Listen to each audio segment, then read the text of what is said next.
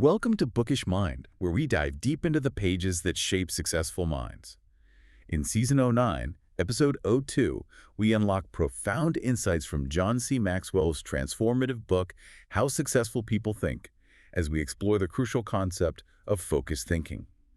You've brought us some compelling excerpts from his work, specifically zeroing in on Chapter 2, Engage in Focused Thinking. And, the very idea of focused thinking, cutting through all the noise, the mental clutter to get that kind of clarity, it almost feels like finding a hidden superpower, especially today. It just has this immediate appeal, doesn't it?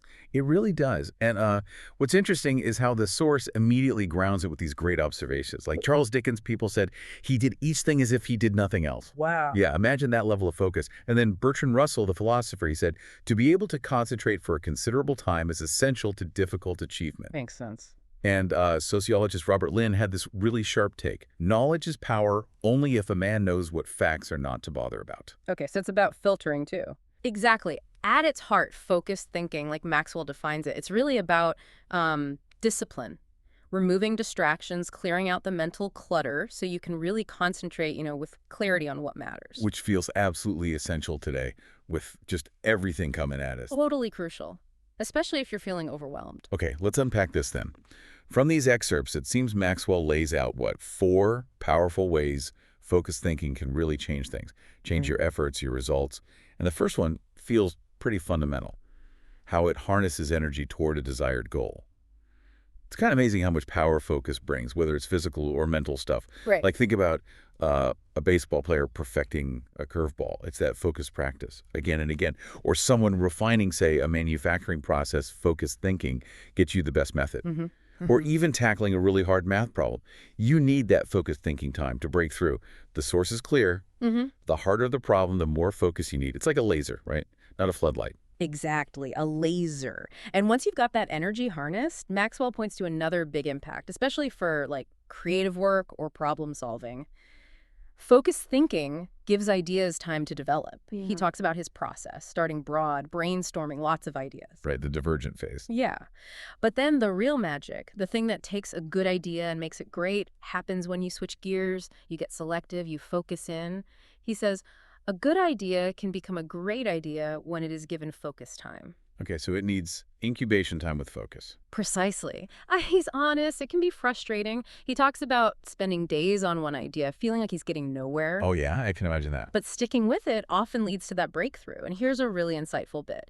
He says when it works best, not only does the idea grow, but so do I. Oh, that's interesting. So the focus changes the thinker too, not just the idea. Exactly. It implies that wrestling with something deeply, that sustained focus, it's not just about the outcome. It actually builds resilience, problem-solving skills. It's personal growth. That reframes it quite a bit. It's not just productivity, it's evolution. Yeah, you could say that. And that internal clarity, that growth, it ties right into the third benefit. Focused thinking brings clarity to the target. The golf analogy he uses is just perfect. Ah, yes, the golf story. So relatable, right? He enjoys golf because it's clear, you see the pins, you know the par. You know what you're aiming for. There's that quote from Professor Mobley too, right? Goals give you something to shoot at. In work, as in golf, goals motivate. Exactly. And Maxwell shares that story about playing behind someone who didn't put the pin back. Right. And he couldn't see the target, got frustrated, played worse. It makes total sense. No clear target, no focus. Focus helps you see the goal and then helps you hit it. Which leads, I guess, straight to the fourth point, the big one. A really critical one. Focused thinking will take you to the next level. And the source is really blunt here. No one achieves greatness by becoming a generalist. Ooh, yeah. You just can't get truly good at something, break new ground, if your attention is scattered everywhere.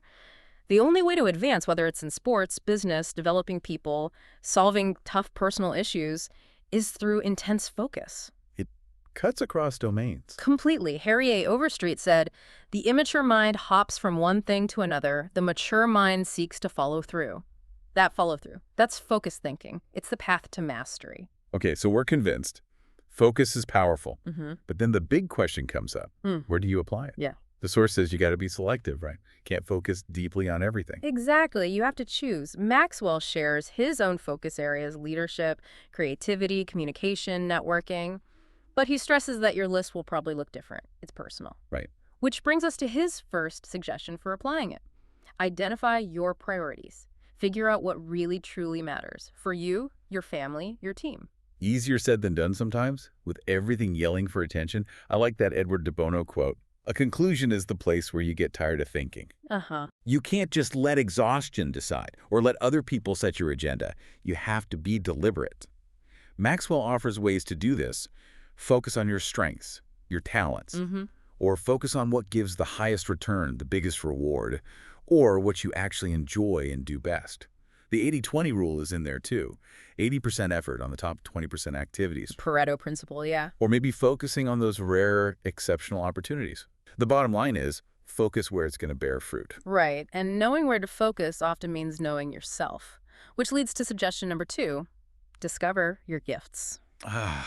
Self-awareness. The tricky part. It can be. Yeah. Not everyone knows their strengths. The source uses that great Charlie Brown example. Oh yeah, with Lucy. He strikes out and despairs. And Lucy tells him to aim lower, like just try walking to the mound without falling. Classic Lucy. And Maxwell makes the point that if you grew up with Lucy's not much encouragement, you might need to work harder to figure out your gifts. So how do you do that, according to the source? Well, practical things. Personality profiles like DISC or Myers-Briggs. Talking to positive friends or family, ask them where they see you shine. Get outside perspective. Exactly. And reflecting on your own past successes, what felt energizing, where did you naturally do well? The key is you need to know your strengths to focus your thinking effectively there. It's foundational. Okay, know your priorities, know your gifts. What's next? The third suggestion, develop your dream. Great things, the source argues, need a great dream behind them. And focused thinking helps you find that dream. It can. If an idea or an area keeps pulling at your attention, maybe give it some focused thinking time. See if it's your dream trying to get noticed. Okay. And once you find it, the advice is clear, move forward. Don't second guess constantly. Like Satchel Paige said, don't look back, something might be gaining on you. Just go for it. Pretty much. Though there's a nuance about age, younger folks might explore more broadly, which is good for discovery. But as you gain experience, focus becomes more critical. You need it for higher levels. Makes sense. More precision needed as you climb. Yeah. All right, so we know where to focus. But the million-dollar question, especially today, how do you actually stay focused? How do you maintain it? Yeah, this is no small matter, as the source says.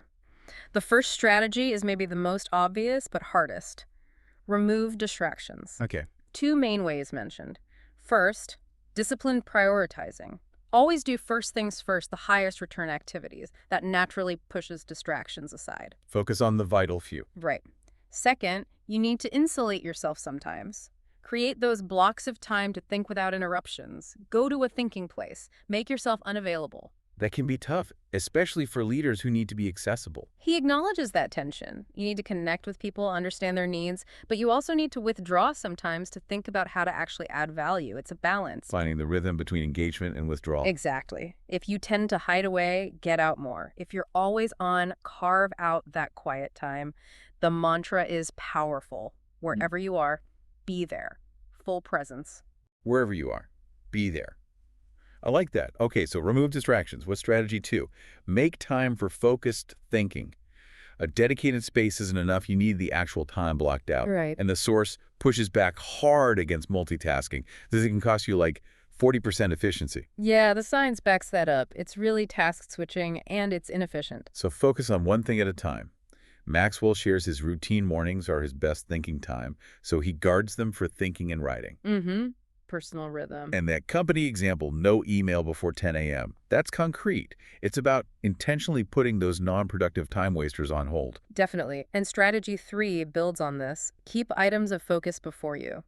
Emerson said concentration is the secret of strength in basically everything. Okay, keep it visible. How? Well, Maxwell mentions asking his assistant, Linda, to keep bringing up important items, asking questions, providing info, a sort of external prompt. Leveraging support. Yeah. And personally, he kept a file or a page on his desk, saw it every day for 30 years, said it really stimulated and sharpened his ideas. Just that constant visual reminder. Sounds simple, but effective. So maybe for listeners, it doesn't have to be complex, just one key thing visible. Absolutely. A sticky note, an open notebook for that project. Just make it unavoidable. Signal to your brain, this matters right now.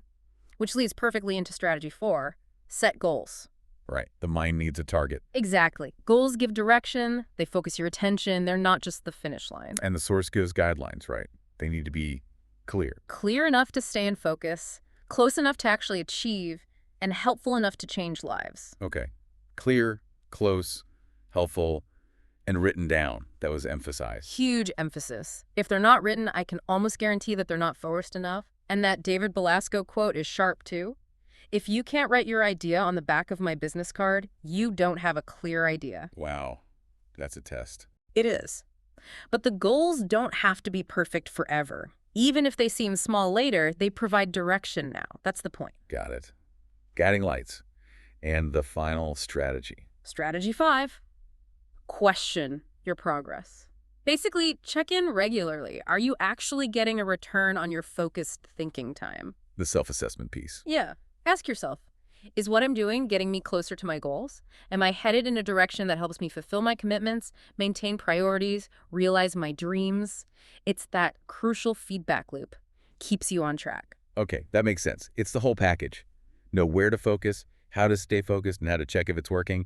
But, there's this other layer in the excerpts that feels really challenging. Ah, yes. The provocative question. Yeah. What are you giving up to go up? Yeah. Because, as we've heard, you can't hit the highest levels being a generalist. Focus requires sacrifice. It absolutely does. It's a tough truth. Yeah. Maxwell shares his dad's advice, which was super direct. Find the one thing you do well and don't do anything else. Wow. Just Wow. one thing. Well, maybe not literally one, but the principle is clear. To get excellent at a few things, you have to consciously let go of many others. He reflected on what he personally gave up. And those examples are really telling. First, he says, I can't know everyone. Even though he's an extrovert, loves people. Right, gets energized by crowds. He had to limit time with large numbers of people. He focuses on a strong inner circle instead for support and enjoyment, and relies on them to keep him updated on others sometimes. That's a big shift for someone naturally outgoing. Definitely. Second, I can't do everything. Striving for excellence in a few areas means passing on lots of other fun projects he might want to do. The delegation piece comes in here. Exactly, that 10-80-10 principle. He starts at 10%, delegates the bulk 80%, maybe he'll finish 10%, focuses his energy where it has the most leverage. Smart. What else did he give up? Well, next, I can't go everywhere. He travels a ton for speaking, which takes a toll. Even though he and his wife love pleasure travel, he prioritizes the travel demanded by his calling, helping people grow. It's a clear choice. Purpose over some personal enjoyment. Choosing the calling. And finally, maybe the most countercultural one, I can't be well-rounded. Whoa, we're always told be well-rounded. Right, but he says 99% of everything in life I don't need to know about. He focuses intensely on the 1% that gives the highest return. That's a radical focus. It is. He argues for deliberate narrowness to achieve excellence, and for that other 99%. He relies on his wife, Margaret, to keep him informed on essentials for balance. So, leveraging relationships again for balance. Exactly. The core message is stark. You have to be willing to give up good things, even things you love, to concentrate intensely on what yields the greatest impact. That sacrifice, it's often the price of excellence. Wow. Okay, so wrapping this up, we've really dived deep into focused thinking from Maxwell's book. We've seen its power harnessing energy, developing ideas, clarifying targets, taking you to the next level. We looked at where to apply it, priorities, gifts, dreams, and those crucial strategies for staying focused, removing distractions, making time, keeping focus items visible, setting goals, questioning progress. And underlying it all, that core idea. Success isn't always about breadth, it's often about depth. Intense focus on what truly matters, even when it means letting other things go. That paradox of giving up to gain, yeah. Exactly. So to leave you, our listener, with something to really chew on, a final thinking question straight from the source, something to apply in your own life. Am I dedicated to removing distractions and mental clutter so that I can concentrate with clarity on the real issue? Really think about that. How might truly dedicating yourself to that kind of clarity change things for you?